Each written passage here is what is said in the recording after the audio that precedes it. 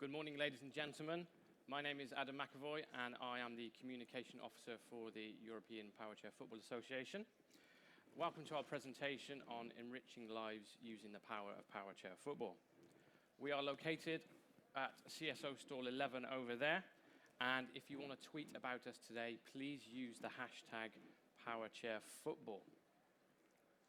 I'd like to start by asking anyone here today a question, please, and that would be, do you know of anyone within your close circles or your distant circles, anyone that has a form of disability? Excellent. And before today, have you heard about powerchair football? Excellent, okay. So that's good to know, that's excellent, because just to let you know, powerchair football is the only active team participation sport for people with severe physical disabilities. And today I'm going to be speaking to these three gentlemen here today, and they will explain how powerchair football has enriched their lives and the lives of the people that are involved within the game. So firstly, I'm going to speak to Sam Bull. He is the association's sports department director, and Sam has been involved in powerchair football in various roles for the past 10 years. So firstly, Sam, how did you get involved in powerchair football? So kind of going back through, growing up, I'd got an younger brother who played football. Obviously, I realised fairly early on that I wasn't going to be able to play the running game of football, and kind of my idea was around, I just thought I'd become a coach, get involved that way. So even at school, I used to, at lunchtime, sort of supposedly coach the players and all this sort of stuff. And when I went off to university, I actually went through, did my level 1 coaching badges and everything, and actually coached a university team for 5 years while I was at university. And that's sort of, if you like, where I thought my involvement in football would be. That my idea, so I've always been a football fan, so kind of I wanted to get involved in it somehow. And then in 2002, I found out about powerchair football. It was just something that was sort of starting, and I went along to a session and tried it, and kind of it went from there. And because I'd had a bit of a coaching background, I sort of got asked if I'd get involved in that side of it, and kind of it developed along from there. And sort of since I got involved, I fell in love with it. It was my version of football. I could play it, and we went away from there, and I sort of started and haven't looked back really since.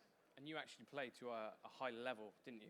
Yeah, I've been relatively lucky within England. I've played quite a high level. We played in the National League. My team actually won the National Championships in England 4 years in a row, so we were quite a successful team. And I was lucky enough as well to get involved in an England setup and the international stuff in the early days. And it was amazing. It meant I could travel. I travelled all over Europe, I went to America with an England team in the early days. So it was that opening eyes and kind of showing me that football could take me around the world to do different things. And it sort of moved on from there. Unfortunately, the game's grown, so I've sort of now stepped back a little bit, retired from the play, and it's now full of a lot of youngsters that are doing a lot of stuff. They're too quick, I can't keep up with them anymore.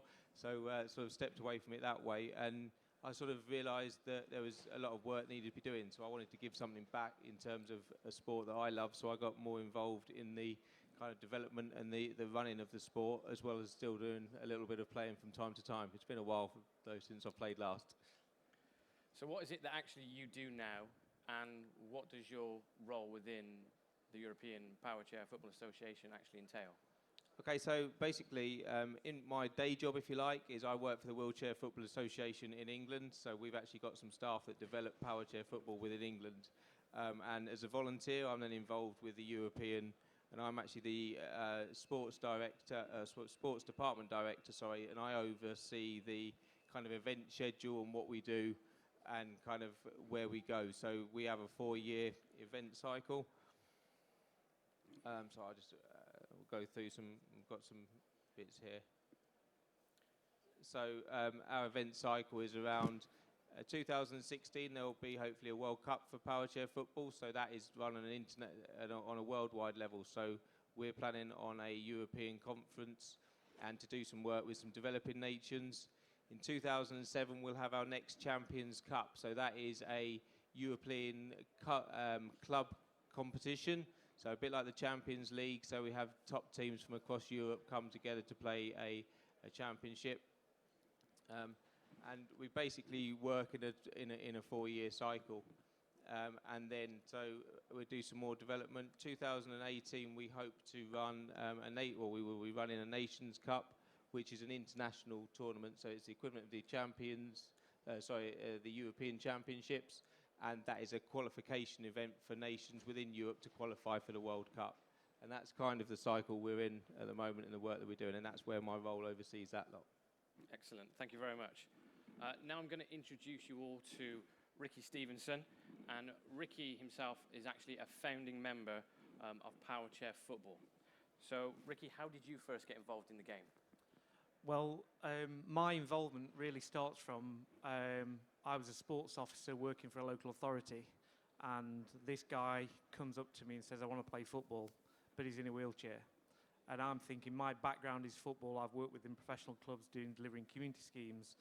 And it was like, I'm scratching my head thinking, how on earth can I help this player fulfill a potential? So with him, it was really that player request. So I started to do a bit of research to look at, well, what happens? So my background being in football, I turned to football to say, well, what's available for this player to do? And if I'm honest, the options they came up with was, well, you can put him in goal and let everyone shoot at him. But actually, that's not what he wanted to do. That's not his engagement. He wanted to play an active role within the game.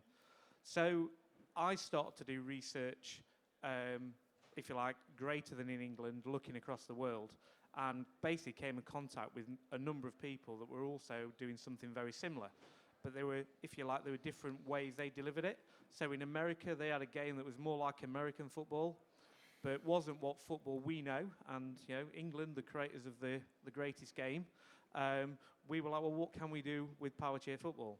So my, if you like, sports background enabled me to work with people to try and get them engaged and find that opportunity for them to be involved. And the laws of the game within Powerchair Football actually mirror the rules in the running game, don't they? Yep. So my involvement, coming from a football background, I actually got involved in and led a group worldwide to create the laws of the game. And they are based on FIFA laws. So they do follow the same format as the running game. And we try and adapt it to make it fit, but still be as dynamic and as engaging as the running game is. So we do have no offside in our game, but we have an equally controversial law around 2-on-1 that is down to interpretation again, and we keep working at it. But hey, I think once we solve the offside law, we may have solved our law maybe a bit quicker. But it's as equally as controversial. But it's an indoor game, so it's played indoors. The court replicates a football pitch. It's 2 teams of 4, including a goalkeeper, and we have 2 20-minute halves. We use a larger ball, as you can see here. So this is a ball we've had to get designed ourselves so it doesn't get trapped under any wheelchair or anything like that. We'll pass it out so you can have a look. But what we're trying to do is, if you like, we've adapted it to enable people in wheelchairs to be able to play the game. And a little bit later, you'll be able to see some of the chairs and come and have a go. So if I said it's your Ferrari version of a wheelchair, I wouldn't be too far wrong. But we've had to work and develop the equipment also to take something that enables people to get from A to B to actually then be able to play in a sport. The other involvement that I've got linked to that around the laws is I was also involved in the creation of the International Federation, EPFA, and my current role is the Director of Sport, so I'm responsible for ensuring the sport has a presence across the world, and also competition is played to the same format. So following our last speakers, hearing what they're talking about and major structures and events, with our own logistical problems.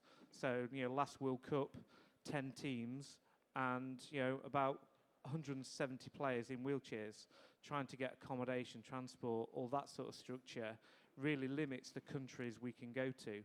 And we were looking to host our World Cup next year in Brazil, but due to infrastructure, we're not able to actually take our event to Brazil, because for the number of people we're targeting and that high level of impairment they've got, it's very difficult for us to be able to take a World Cup to that nation at this moment in time. But I was also, while creating the International Federation, we tried to mimic football. So we then created the European federations. And we've got federations, we've got 5 European confederations across the world. And the one we're here today is EPFA, the European Federation. Lovely, thank you, Ricky. And now I'd like to introduce Nicolas Dubez, who is the current European Association's president. Nico, what is the role of EPFA within Powerchair Football? Yeah, like Ricky said, EPFA is a governing body of Powerchair Football inside FIFA. So we are responsible for the development and the coordination of all the type of competition that we organize. We have different type of event that we can set up. Of course, we are focusing on attracting more countries, attracting more players, showing them that even if they are disabled, even if they have a strong disability, they are able to play football. We are offering them an opportunity to play football.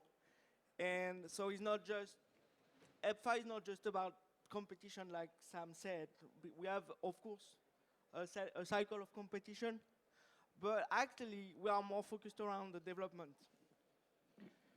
So, focused around development, how many countries are there currently playing Powerchair Football in Europe? Yeah, actually we have 13 countries, members of EPFA. When we started in 2008, we had only 5. So in only 7 years, we doubled the number of countries. So that's, for us, a great achievement, because you have to understand, and like we said, that it's not implementing a sport in a new country, especially Powerchair Football, is a long way to go. We need to find money, we need to find equipment, and we need to find players. So during the last years, we've worked on the development program based on different events that we can organize. I'm talking about, of course, Powerchair Football clinics and presentation in different countries where the sport doesn't exist. I'm talking about official training. When I mean official, it's referees, classifiers to set up the sport in the country. Coaches and players education. So I mean, we are working on coaching courses specific if you are from grassroots beginners to more educated players. And of course, we are offering an opportunity for a new country when you want to set up the sport in your country. We are offering you what we call a starter kit. A starter kit is a set of equipment that we can send to a country. I'm talking about balls, like you can see. I'm talking about goal posts, and I'm talking about guards. When we have people that they have wheelchairs, but they can use it as Powerchair Football equipment. So the necessary basic equipment that new players in new nations need to play Powerchair Football. Yeah, when they start, they basically need a ball. They need a chair. They can use their daily chair to start, even if right now when you play as a elevated sport, you have to use a specific wheelchair. But when you start, you can play with your own wheelchair. I mean, you don't have a guard. So we can bring you what we call a development guard made with plastic. It's really cheap, easy to set up on a chair, and so you can start playing after 5 minutes when you have a chair.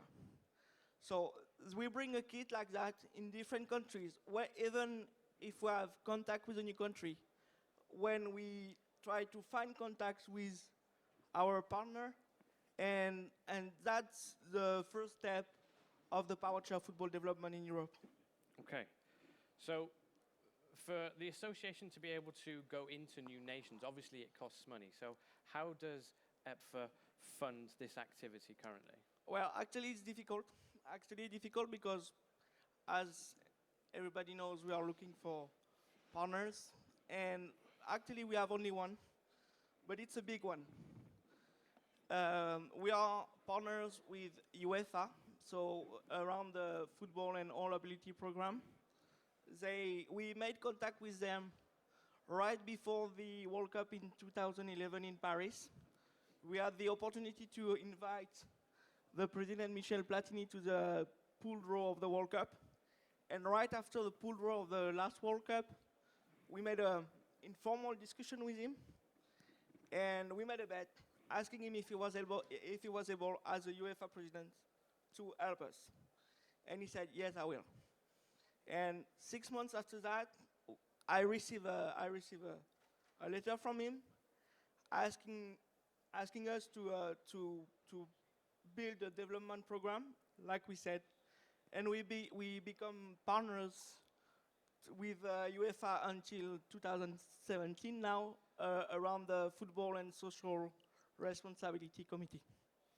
So actually, UEFA is 100% of our annual budget. And that money is used to purchase the equipment and cover the expenses for staff to go in to deliver these events in the country. Yeah. Basically, we decided with UEFA, it was an agreement between each other to use most of the money they give us to development. Of course, we're running competition, but competition is the second step. First step is to attract people, is to attract new countries, and again, a show to young people in a wheelchair that, of course, you have a strong disability maybe, but Powerchair football is an opportunity to forget about this disability. And speaking of these young people and these players with a disability, Ricky, you're actually a coach of a team as well. From your experiences, how have you seen Powerchair football enrich the lives of those people that are actually involved? Well, my involvement is really all around the players, and they're not players with a disability, they're just footballers. So Powerchair football is just football, but we're in a wheelchair. There are many examples I can give, but the thing that's important is a lot of these players are mainly spectators, so they watch it on TV, they're in stadiums, they're playing on the Xbox or something like that. That's their experience of football. They don't necessarily even know they could play. Once we get engaged with some players, it really does change their life. And I'm going to talk about a player who, for me, within a club level, it's had a huge impact on his life, but also his family's life as well. So he came to us 10 years ago as a very young player, had no motivation, no confidence, was at school but weren't really performing because he was wondering, why do I do what I do? And basically, through getting him involved in Powerchair football, that became his hook to say, this is what I want to do. I want to play football. He was a big Liverpool fan, so following football was what he did. He had a season ticket, he went to the game, but he never really got to play. This was his chance to play. He travelled over 2 hours each week to come training because we were the closest opportunity to him, but his family support network supported him to do that. But in return, he had to commit to school, using it what we would do in our daily lives, think quite simple, use it as a motivation to help move forward. But he also engaged his family. So I always say that, where do our next officials come from? Most of our players come with some support. Some of them say, well, I don't know how we can help, but, his mum became our secretary. She's very organised, she got things in place. So in effect, we created a new workforce. So with my job in grassroots football locally, I see, I look after teams and see people coming in saying, how do we upskill and support? That's one of the things that we try to do, not just from players, but officials, getting the club set up and running. And one of the things that we've been able to do is form partnerships then with professional clubs, and really they're community armed. So I'm from Nottingham. I have a partnership with Nottingham Forest Football Club. One of the things that we did was during one of their match days, we did a demonstration in the car park. It was really aimed at their Disabled Supporters Club. And a number of people came up, had a go, and said, actually, I didn't even realise they could play. And then they got the opportunity to play. So they now get to go play in our National League, they wear the Forest shirt and get to represent the club that they can. I believe football is the only sport in the world that anyone can play. But for Powerchair, because the nature of impairment as well, some of our players have shortened lives. And just this last year, the player I was telling you about actually recently passed away. But for him, his parents say that it was 10 years of his life that he may not have got if he'd not discovered Powerchair football, because it helped him not just in playing sport, but actually helped his daily life. And at his celebration event, football was the key that ran throughout all of it, because it was about celebrating his life, but actually how football had helped him do that. So for us, that's one of the things that affects a player, but actually affects their unit around them as well. And we want to try and get as many people taking part in the sport as we can across the world. We recently, internationally, we applied for Paralympic status for 2020, and we just missed out based on a number of countries. So, the development program that EPFA are talking about is one of our key objectives, because in every country there are players with high levels of severe disability that use wheelchairs, that we're trying to say you can actually play football. You don't have to sit in the stand and watch. You can now come and play. Lovely. Thank you, Ricky. So today you've heard different experiences of how Powerchair football enriches the lives of those involved. However, don't just take that today from these three gentlemen. Here is a video to further emphasize how Powerchair football really does enrich the lives of those involved. So, Dan, you can play the video, please.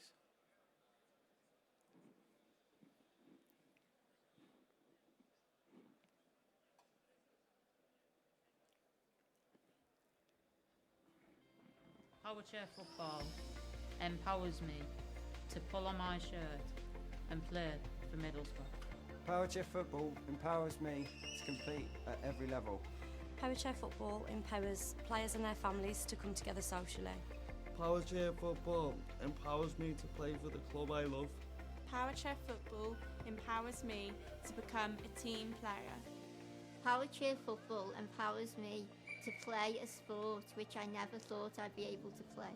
Powerchair football empowers me to have a network of friends which I've become very close to. Powerchair football empowers me to play competitive sport at a high level. Powerchair football empowers people with severe disabilities to take part in a competitive sport. Powerchair football empowers me to play on the same team as my brother. Powerchair football empowers me to become more independent. Powerchair football empowers me to be active and have fun with my friends. Powerchair football empowers me to play at the same level as everyone else. Powerchair football empowers me to play in a competitive environment. Powerchair football empowers me to fulfill my dream of playing football. Powerchair football empowers me to represent my favourite team. Powerchair football empowers you to have fun.